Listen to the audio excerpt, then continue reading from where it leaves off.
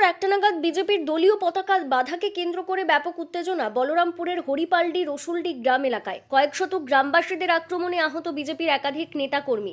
উত্তেজিত গ্রামবাসীদের ছোড়া ইট ও পাথরের আঘাতে ভাঙল বিজেপি বিধায়ক বানেশ্বর মাহাতো এবং বলরামপুর থানার আইসি সহ একাধিক পুলিশ গাড়ির কাজ। গ্রামবাসীদের হাত থেকে রেহাই পায়নি বলরামপুর থানার আইসি সহ একাধিক পুলিশ কর্মীও, তারাও আহত হয়েছেন। ঘটনার পর ব্যাপক উত্তেজনা ছড়িয়েছে রসুলডি গ্রাম এলাকায়। গ্রামে পৌঁছেছে বিশাল পুলিশ বাহিনী সহ জেলা পুলিশের একাধিক পদস্থ আধিকারিক। বলরামপুর থানার পুলিশ আহত বিজেপি কর্মীদের ঘটনাস্থল থেকে উদ্ধার করে হাসপাতালে নিয়ে আসে। আহত বিজেপি কর্মীদের নাম অমিত পাল বাড়ি ডাবা, মেথর কুমার বাড়ি ডাবা, সনাতন মাহাতো বাড়ি নেকড়ে, ফুচুলাল হেমব্রম বাড়ি মন্ডি, পূর্ণ শশী কুমার, সোমনাথ মাহাতো ও বিধান পাল। জানা গেছে আগামীকাল শনিবার বলরামপুর এলাকায় বিজেপির পরিবর্তন যাত্রার রথ আসার কথা রয়েছে। তার প্রস্তুতিতেই বিজেপি নেতাকর্মীরা দলীয় পতাকা বাঁধার কাজ করছিল হরিপালডি রসুলডি এলাকায়, যাকে ঘিরে গ্রামবাসী এবং বিজেপি কর্মীদের মধ্যে ব্যাপক উত্তেজনার সৃষ্টি হয়। ঘটনাকে ঘিরে বিজেপি বিধায়ক বানেশ্বর মাহাতো সংবাদ মাধ্যমে পুলিশের বিরুদ্ধে ক্ষোভ উগরে দিয়েছেন।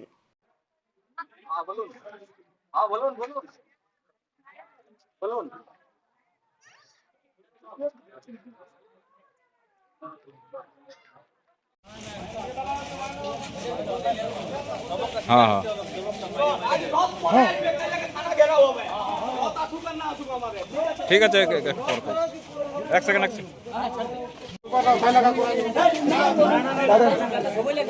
সিলিন্ডার দিয়ে লোক সিলিন্ডার দিয়ে লোক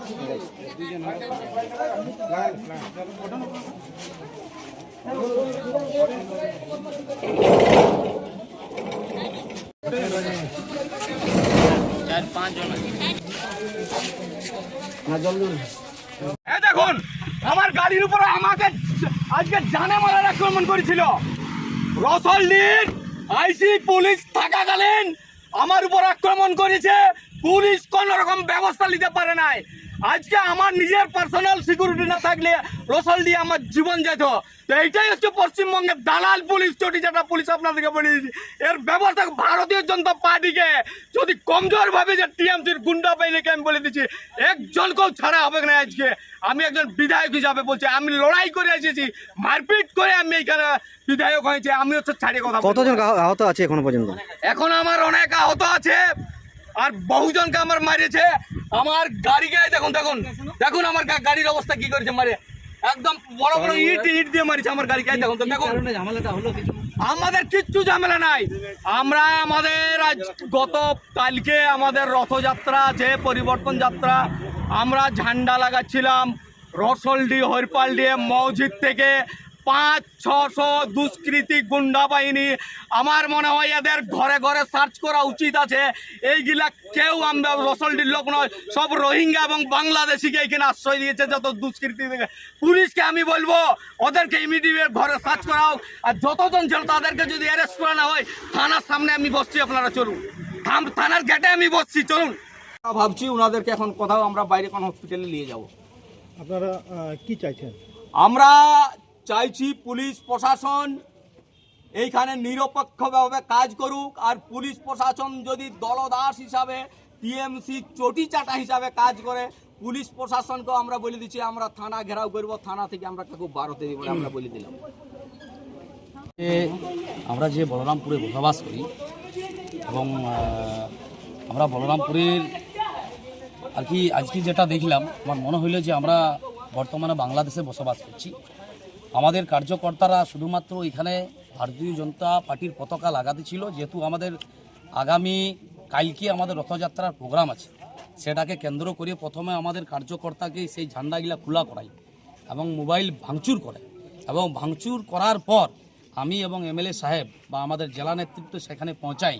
আমরা পৌঁছাতেই সমস্ত ঘর থেকে, ওইখানে একটা মসজিদ আছে, সেই মসজিদ থেকে জিহাদিরা বের হয়, এবং বের হওয়ার পরে ফারসাদ থেকে শুরু করে আগ্নেয় অস্ত্র, বালির থেকে আমাদের গাড়ি ভাঙচুর করে, এবং এখনও পর্যন্ত 6 জন আমাদের মৃত্যুর সাথে লড়াই করছে।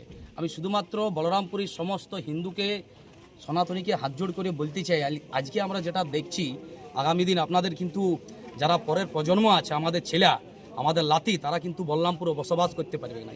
আজকে আপনাদেরকে বুঝতে হবে লড়াইটা কোন জায়গায়। আরে বাদ দিন তৃণমূল বিজেপি, আগে দেখুন কোনো মোহামেডান দোকানে আমরা কোনো রকমের কোনো জিনিসপত্র কিনবো না, আমাদেরকে জাগার দরকার আছে।